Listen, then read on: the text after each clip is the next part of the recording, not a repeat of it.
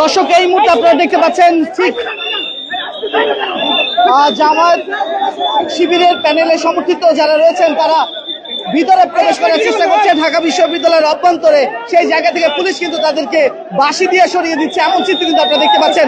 ঠিক এই ঢাকা বিশ্ববিদ্যালয়ের যে ডাকসু নির্বাচন রয়েছে, সেই নির্বাচনের একের পর এক যখন ফল প্রকাশ পাচ্ছে, ঠিক সেই সময় আমরা দেখতে পাচ্ছি ঢাকা বিশ্ববিদ্যালয়ের অভ্যন্তরে ঢোকার চেষ্টা করছে বাংলাদেশ জামায়াত ইসলামী বা শিবিরের সমর্থিত যারা রয়েছেন এবং পুলিশের সদস্য যারা রয়েছেন তারা কিন্তু ঠিক এই মুহূর্তে শাহবাগের যে ব্যারিকেড রয়েছে সেই জায়গা থেকে তাদেরকে সরিয়ে দিচ্ছে, এমন চিত্র কিন্তু আপনারা দেখতে পাচ্ছেন। কালের কণ্ঠের লাইভের সঙ্গে রয়েছি আমি মোহাম্মদ রাইয়ান হোসেন।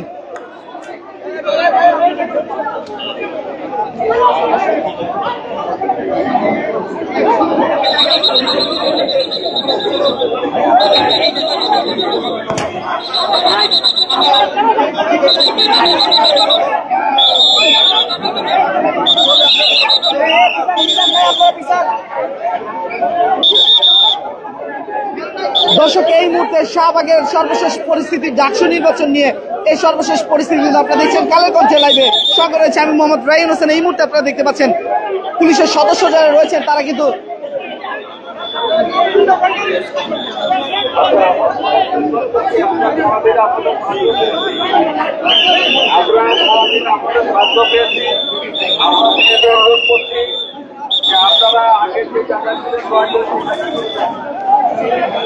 দর্শক, আমরা কিন্তু দেখতে পাচ্ছি ঠিক তাদেরই আবার কয়েকজন তারা কিন্তু সবাইকে ঠিক এই শাহবাগের যে ব্যারিকেড রয়েছে সেই জায়গা থেকে কিছু হতে কিন্তু বলছে এবং এমনটা কিন্তু আমরা দেখতে পাচ্ছি এবং পুলিশ সদস্যরা বাঁশি দিয়ে তাদেরকে কিন্তু সরে যাওয়ার আহ্বান জানাচ্ছে এবং তাদের দলের নেতাকর্মীরা যারা রয়েছেন তারাই কিন্তু আবার তাদেরকে সরিয়ে নিয়ে যাচ্ছে, এমন চিত্র কিন্তু আমরা দেখতে পাচ্ছি।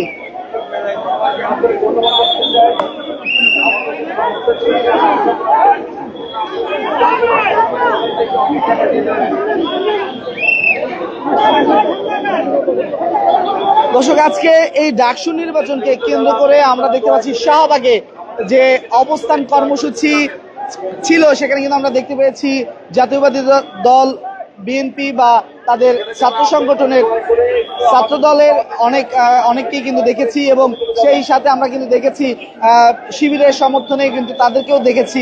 ঠিক যখন ফল প্রকাশ পাচ্ছে, যেখানে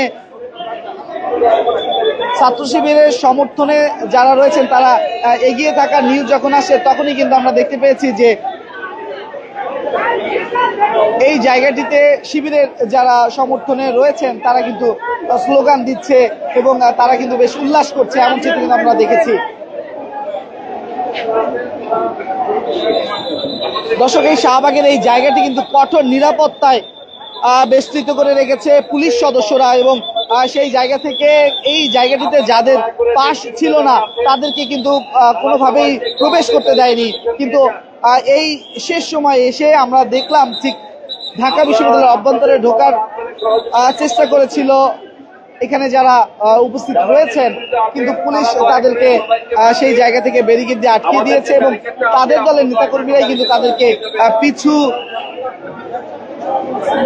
চলে যাওয়ার জন্য অনুরোধ করে তারা কিন্তু পরবর্তীতে চলে যাচ্ছে, এমন চিত্র কিন্তু আপনারা দেখতে পাচ্ছেন। দয়া করে আমাদের যে ব্যারিকেডটা আছে আপনারা ব্যারিকেডের পিছনে একটু চলে যাবেন প্লিজ।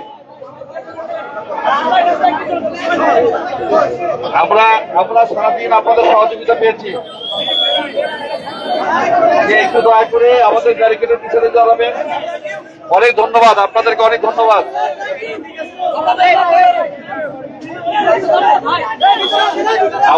আমরা সারাদিনই আপনাদের সহযোগিতা পেয়েছি, আমরা আশা করছি বাকি সময়টুকু আপনারা আমাদেরকে সহযোগিতা করবেন।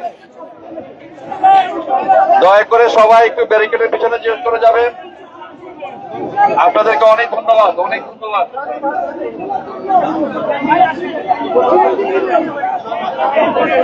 দর্শক, পুলিশ যখন অনুরোধ করেছে তারা কিন্তু সেই ব্যারিকেড থেকে এবং প্রথম যে ব্যারিকেডটি রয়েছে সেখানে কিন্তু তারা চলে এসেছে এবং শান্তিপূর্ণভাবে কিন্তু তাদের অবস্থান আমরা দেখতে পাচ্ছি। এবং